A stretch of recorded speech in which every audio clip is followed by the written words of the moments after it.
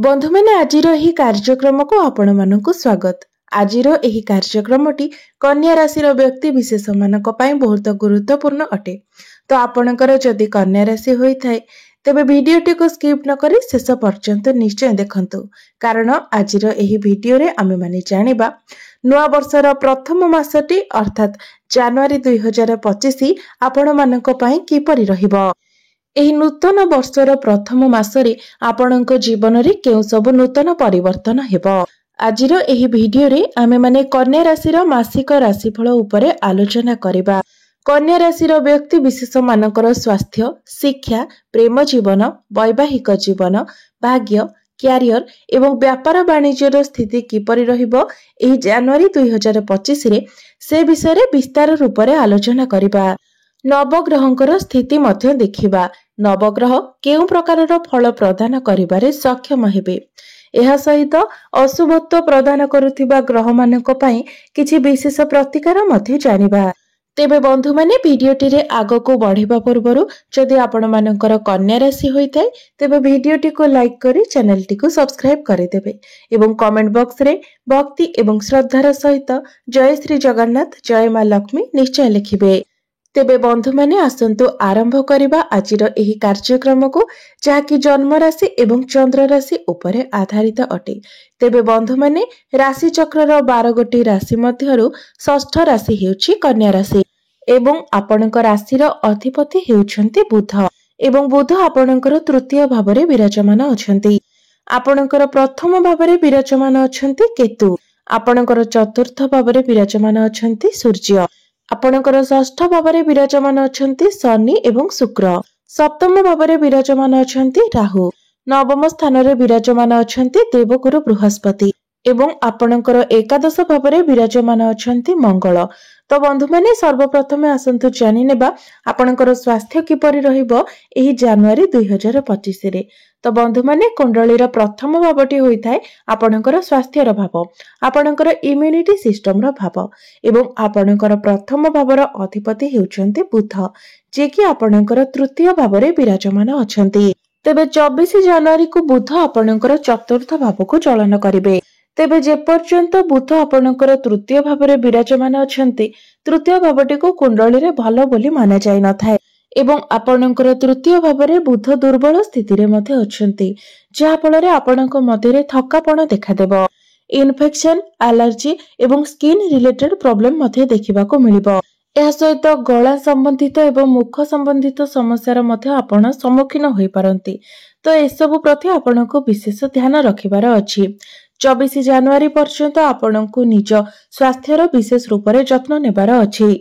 जदि आपण केवाडे ट्रैवल ले जाउछन्ती तो विशेष रूप रे आपणको निजर स्किन रो केयर नेबार अछि एवं बुध दुर्बल स्थिति रे अछन्ती अर्थ आपणकर इम्यूनिटी सिस्टम मध्ये डाउन रहिबो। तो आपण जदि केवाडे लॉन्ग ट्रैवल करूछन्ती सेतेबेले आपणको ठंडा, काश, ज्वर हेबा भली संभावना मध्ये रहिछि। एबे आसंतु जानिबा आपणकर शिक्षा क्षेत्र किपरि रहिबो एही जनवरी 2024 रे। विद्यार्थी मानक पई किपरि रहिबो एही जनवरी मासटी। तो बंधु माने कुंडलीर पंचम भावटी होइथाय शिक्षार भाव एवं आपणकर पंचम भावर अधिपति हेउछन्ति शनि, जे कि आपणकर षष्ठ भावरे निजर स्वगृह रे विराजमान अछन्ति एवं विपरीत राजयोगर निर्माण करूछन्ति। तो जेहेतु शनिकर स्थिति एटारे बहुत भलो रहुछि एवं शनि विपरीत राजयोगर निर्माण करूछन्ति, एहार प्रभाव रे एही मासरे आपणकर पाठ पढ़ार स्थिति बहुत भलो रहिबो। आपणकर जदि कोनोसी एग्जाम अछि तो एग्जाम रे निश्चित भाबरे आपनको बहुत भलो रिजल्ट मिलिबो। बंधु माने शनि हेउछन्ति कर्मर कारक ग्रह। तो आपण जदि ठीक भाबरे पाठ पढ़ंती, आपण पाठ पढ़ारे परिश्रम करंती तो निश्चित भाबरे आपण जेतिकी चाहुचन्ती ताठारु अधिक फल आपनको रिजल्ट रे मिलिबो। बंधु माने आपण जदि एमितिरे तो आपणकर पाठ पढ़ा भलो रहिछि, पाठ पढ़ारे आपणकर मन लागिबो, तो आपण जदि मन देकी पाठ पढ़ंती तो निश्चित भाबरे एही मासरे जे एग्जाम अछि सेतिरे आपण बहुत भलो रिजल्ट करि परिबे। एहा व्यतीत जदि आपण कोनोसी एडमिशन नेबा पई जाउचंती तो ता पई मध्ये एही मासटी आपणक पई अनुकूल रहिबो। मोटामोटी भाबरे कहिबाको गले पाठ पढ़ा पई एही मासटी बहुत ही भलो रहिछि। एबे आसंतु जानिबा आपणकर प्रेम जीवन किपरि रहिबो एही जनवरी 2025 रे। ତ ବନ୍ଧୁମାନେ କୁଣ୍ଡଳୀର ପଞ୍ଚମ ଭାବଟି ଶିକ୍ଷାର ଭାବ ହେବା ସହିତ ପଞ୍ଚମ ଭାବଟି ମଧ୍ୟ ହୋଇଥାଏ ପ୍ରେମ ଜୀବନର ଭାବ ଏବଂ ଆପଣଙ୍କର ପଞ୍ଚମ ଭାବର ଅଧିପତି ଶନି ଆପଣଙ୍କର ଷଷ୍ଠ ଭାବରେ ନିଜର ସ୍ୱଗୃହରେ ବିରାଜମାନ ଅଛନ୍ତି। ତ ଶନି ଭଲ ସ୍ଥିତିରେ ଥିବା ହେତୁ ଆପଣଙ୍କର ପ୍ରେମ ଜୀବନ ତ ଭଲ ରହିବ, ମାତ୍ର ଆପଣଙ୍କର ପଞ୍ଚମ ଭାବର ଅଧିପତି ଯେହେତୁ ଶନି ଅଟନ୍ତି ତ ଆପଣ ନିଜର ପାର୍ଟନରଙ୍କ ମଧ୍ୟରେ ସବୁବେଳେ ଜିଦ୍ଦି ସ୍ୱଭାବ ଦେଖିବାକୁ ପାଇବେ ଏବଂ ସେ ସବୁବେଳେ ନିଜ ହିସାବରେ କାମ କରିବାକୁ ପସନ୍ଦ କରିବେ। ତ ସବୁବେଳେ ଆପଣଙ୍କୁ ହିଁ ଆଡଜଷ୍ଟ କରିବାର ଅଛି। ଯଦି ଆପଣ ଆଡଜଷ୍ଟ ନ କରନ୍ତି ତ ଆପଣଙ୍କର ପ୍ରେମ ଜୀବନରେ ସମସ୍ୟା ସୃଷ୍ଟି ହେବ। ମାତ୍ର ଏହି ମାସରେ ଆପଣଙ୍କର ପ୍ରେମ ଜୀବନ 70ରୁ 72% ଭଲ ରହୁଛି। ତେବେ ବିଶେଷ ଭାବରେ 30 ମାର୍ଚ୍ଚ ପର୍ଯ୍ୟନ୍ତ ଆପଣଙ୍କୁ ଆଡଜଷ୍ଟ କରିବାର ଅଛି, କାରଣ 30 ମାର୍ଚ୍ଚକୁ ଶନି ନିଜର ରାଶି ପରିବର୍ତ୍ତନ କରିବେ। ତେବେ 30 ମାର୍ଚ୍ଚ ପର୍ଯ୍ୟନ୍ତ ଏମିତିରେ ବି କୌଣସି ଖରାପ ପ୍ରଭାବ ଆପଣଙ୍କର ପ୍ରେମ ଜୀବନ ଉପରେ ପଡିବ ନାହିଁ। କେବଳ ଆପଣଙ୍କର ପାର୍ଟନର ଟିକେ ଜିଦ୍ଦି ସ୍ୱଭାବର ରହିବେ, ତ ତାକୁ ଆପଣଙ୍କୁ ଆଡଜଷ୍ଟ କରିବାର ଅଛି। ଏବେ ଆସନ୍ତୁ ଜାଣିବା ଆପଣଙ୍କର ବୈବାହିକ ଜୀବନ କିପରି ରହିବ ଏହି ଜାନୁଆରୀ 2025ରେ। ତ ବନ୍ଧୁମାନେ କୁଣ୍ଡଳୀର ସପ୍ତମ ଭାବଟି ହୋଇଥାଏ ଆପଣଙ୍କର ବୈବାହିକ ଜୀବନର ଭାବ, ଆପଣଙ୍କ ଜୀବନ ସାଥୀର ଭାବ। ତ ଆପଣଙ୍କର ସପ୍ତମ ଭାବରେ ବିରାଜମାନ ଅଛନ୍ତି ରାହୁ ଏବଂ ପ୍ରଥମ ଭାବରେ ବିରାଜମାନ ଅଛନ୍ତି କେତୁ ଏବଂ ଆପଣଙ୍କର ନବମ ଭାବରେ ବିରାଜମାନ ଅଛନ୍ତି ବୃହସ୍ପତି। ତ 18 ମେ ପର୍ଯ୍ୟନ୍ତ ରାହୁ ଆପଣଙ୍କର ସପ୍ତମ ଭାବରେ ରହିବେ। ତ ରାହୁ ଯେପର୍ଯ୍ୟନ୍ତ ଆପଣଙ୍କର ସପ୍ତମ ଭାବରେ ରହିବେ ସେ ଆପଣଙ୍କର ବୈବାହିକ ଜୀବନରେ କିଛି ନା କିଛି ସମସ୍ୟା ସୃଷ୍ଟି କରିବେ, କାରଣ ରାହୁ ହେଉଛନ୍ତି ଛାୟା ଗ୍ରହ, ପାପୀ ଗ୍ରହ। ତେଣୁ ରାହୁ ଯେହେତୁ ସପ୍ତମ ଭାବରେ ଅଛନ୍ତି ତ ସେ ନିଶ୍ଚିତ ଭାବରେ ବୈବାହିକ ଜୀବନରେ ସମସ୍ୟା ସୃଷ୍ଟି କରାଇବେ। ଆପଣଙ୍କ ମଧ୍ୟରେ ବୈଚାରିକ ମତଭେଦ ସୃଷ୍ଟି କରିବେ ଏବଂ ଆପଣଙ୍କ ମଧ୍ୟରେ କନଫ୍ୟୁଜନ ମଧ୍ୟ କ୍ରିଏଟ କରାଇବେ। ଛୋଟ ଛୋଟ କଥାକୁ ନେଇକି ଆପଣଙ୍କ ମଧ୍ୟରେ ଆର୍ଗୁମେଣ୍ଟ ହେବ। ତ 18 ମେ 2025 ପର୍ଯ୍ୟନ୍ତ ଆପଣଙ୍କୁ ଏହି ସବୁ କଥା ପ୍ରତି ଧ୍ୟାନ ରଖିବାର ଅଛି। ତେବେ ଗୁରୁ ଯେହେତୁ ଆପଣଙ୍କର ନବମ ଭାବରେ ବିରାଜମାନ ଅଛନ୍ତି ତ ଆପଣଙ୍କର ଲାଇଫ ପାର୍ଟନରଙ୍କର କ୍ୟାରିୟରରେ କିନ୍ତୁ ନିଶ୍ଚିତ ଭାବରେ ଗ୍ରୋଥ ଆସିବ। ସେ ଆପଣଙ୍କର ସ୍ୱାମୀ ହୁଅନ୍ତୁ କିମ୍ବା ସ୍ତ୍ରୀ ହୁଅନ୍ତୁ, ତାଙ୍କର କ୍ୟାରିୟରରେ ଆପଣ ନିଶ୍ଚିତ ଭାବରେ ଉନ୍ନତି ଦେଖିବାକୁ ପାଇବେ। ମାତ୍ର ଆପଣଙ୍କୁ ଆପଣଙ୍କର ବୈବାହିକ ଜୀବନ ପ୍ରତି ଧ୍ୟାନ ରଖିବାର ଅଛି। ଏବେ ଆସନ୍ତୁ ଜାଣିବା ସବୁଠାରୁ ମହତ୍ୱପୂର୍ଣ୍ଣ ବିଷୟବସ୍ତୁ ଆପଣଙ୍କର ଭାଗ୍ୟ, କ୍ୟାରିୟର ଏବଂ ବ୍ୟାପାର ବାଣିଜ୍ୟର ସ୍ଥିତି କିପରି ରହିବ ଏହି ଜାନୁଆରୀ 2025ରେ। ତ ବନ୍ଧୁମାନେ କୁଣ୍ଡଳୀର ନବମ ଭାବଟି ହୋଇଥାଏ ଭାଗ୍ୟର ଭାବ। ତ ଆପଣଙ୍କର ନବମ ଭାବର ଅଧିପତି ହେଉଛନ୍ତି ଶୁକ୍ର, ଯିଏକି ଆପଣଙ୍କର ଷଷ୍ଠ ଭାବରେ ବିରାଜମାନ ଅଛନ୍ତି ଏବଂ 28 ଜାନୁଆରୀକୁ ଶୁକ୍ର ଆପଣଙ୍କର ସପ୍ତମ ଭାବକୁ ଚଳନ କରିବେ। ତ ବନ୍ଧୁମାନେ ଆପଣ ଯଦି କୌଣସି ବଡ଼ କାର୍ଯ୍ୟର ଆରମ୍ଭ କରିବା ପାଇଁ ଚାହୁଁଛନ୍ତି, କୌଣସି ବଡ଼ ଇନଭେଷ୍ଟମେଣ୍ଟ କରିବା ପାଇଁ ଚାହୁଁଛନ୍ତି କିମ୍ବା କିଛି ବି ବଡ଼ ଡିସିସନ ନେବା ପାଇଁ ଚାହୁଁଛନ୍ତି, କୌଣସି ବଡ଼ ଜିନିଷର କିଣାକିଣି କରିବା ପାଇଁ ଚାହୁଁଛନ୍ତି ତ ଆପଣ ଯଦି 28 ଜାନୁଆରୀ ପରେ କରନ୍ତି ତ ଆପଣଙ୍କ ପାଇଁ ଭଲ ରହିବ। 28 ଜାନୁଆରୀ ପୂର୍ବରୁ ମଧ୍ୟ ଆପଣଙ୍କର ନବମ ଭାବର ଅଧିପତି ଭଲ ସ୍ଥାନରେ ବିରାଜମାନ ଅଛନ୍ତି, ନିଜର ମିତ୍ରଙ୍କ ସହିତ ମିତ୍ର ଗୃହରେ ବିରାଜମାନ ଅଛନ୍ତି। ତେବେ ବି ଯେହେତୁ ଷଷ୍ଠ ଭାବରେ ବିରାଜମାନ ଅଛନ୍ତି ସେଥିପାଇଁ ଆପଣ 28 ଜାନୁଆରୀ ପର୍ଯ୍ୟନ୍ତ ଏସବୁ କାର୍ଯ୍ୟ ବନ୍ଦ କରିବା ଉଚିତ। ଏବେ ଆସନ୍ତୁ ଜାଣିବା ଆପଣଙ୍କର କ୍ୟାରିୟର କିପରି ରହିବ ଏହି ଜାନୁଆରୀ 2025ରେ। ତ ବନ୍ଧୁମାନେ କୁଣ୍ଡଳୀର ଦଶମ ଭାବଟି ହୋଇଥାଏ ଆପଣଙ୍କର କ୍ୟାରିୟରର ଭାବ, କାର୍ଯ୍ୟକ୍ଷେତ୍ରର ଭାବ ଏବଂ ଚାକିରିର ଭାବ। ତ ଆପଣଙ୍କର ଦଶମ ଭାବର ଅଧିପତି ହେଉଛନ୍ତି ବୁଧ, ଯିଏକି ଆପଣଙ୍କର ତୃତୀୟ ଭାବରେ ବିରାଜମାନ ଅଛନ୍ତି ଏବଂ 24 ଜାନୁଆରୀ ପର୍ଯ୍ୟନ୍ତ ବୁଧ ଆପଣଙ୍କର ତୃତୀୟ ଭାବରେ ବିରାଜମାନ ରହିବେ।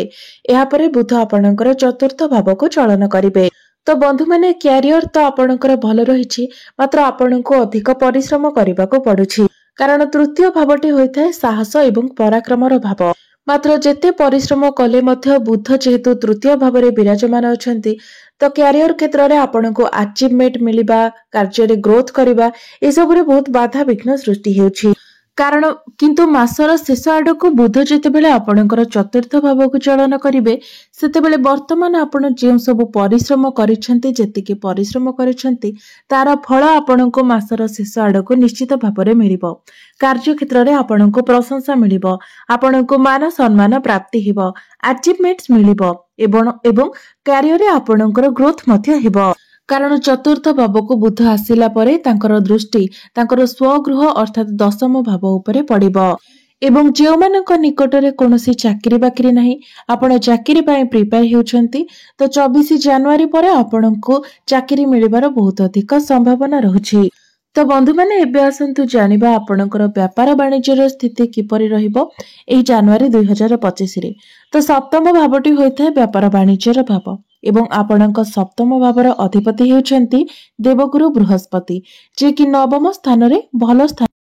तो आपण चालाक चतुर तो रहिबे मात्र बाणी उपरे आपणकर कंट्रोल रहिबो नाही जेतो आपणकर सप्तम भावरे राहु विराजमान अछंती एवं सप्तम भावरे राहु थिबा हेतु आपण शॉर्टकट भावरे पैसा इनकम करबा पई चाहिबे। 2 नंबर कार्य करबा पई आपण इंटरेस्ट रखिबे जहां आपणक उपरे भारी पड़ी पारे। तो एसबु ठारू आपण दूरे रहिबा पई चेष्टा करंतु, पॉजिटिव रहिबा पई चेष्टा करंतु, उचित मार्ग रे कार्य करंतु एवं सब बेले निजर बाणी उपरे आपण कंट्रोल करंतु एवं तरबरिया भावरे आपण कोनोसी कार्य करंतु नाही किंबा कोनोसी डिसिजन नियंतु नाही कारण सप्तम भावरे राहु आपनको अचानक लाभ तो प्रदान करिथांती मात्र परे आपनको असुविधारे मध्य पकाइथांती। तो तरबरिया भावरे आपण बिल्कुल भी कोनोसी कार्य करंतु नाही, बहुत भाबी चिंती आपण कार्य करबा उचित।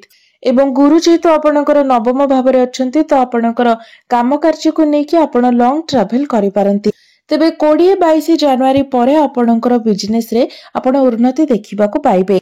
एबे आसंतु जानि नेबा किछि प्रतिकार विषय रे जे प्रतिकार गुड़िक करबा द्वारा एही मासरे आसुथिबा समस्या गुड़िक दूर होई पारिबो एवं आपणको अधिक शुभत्व प्राप्ति होई पारिबो। तो प्रत्येक दिन आपण बुधंकर बीज मंत्र 108 थर जप करंतु, प्रत्येक दिन हनुमान चालीसार पाठ करंतु। यह सहित प्रत्येक दिन आपण शुक्रंकर बीज मंत्र मध्य 108 थर जप करंतु, आपणको अधिक शुभत्व प्राप्ति हेबो। तेबे बंधु माने आपणकर जीवन मंगलमय हो, एहा ही ईश्वरंक निकटरे मोर प्रार्थना। धन्यवाद।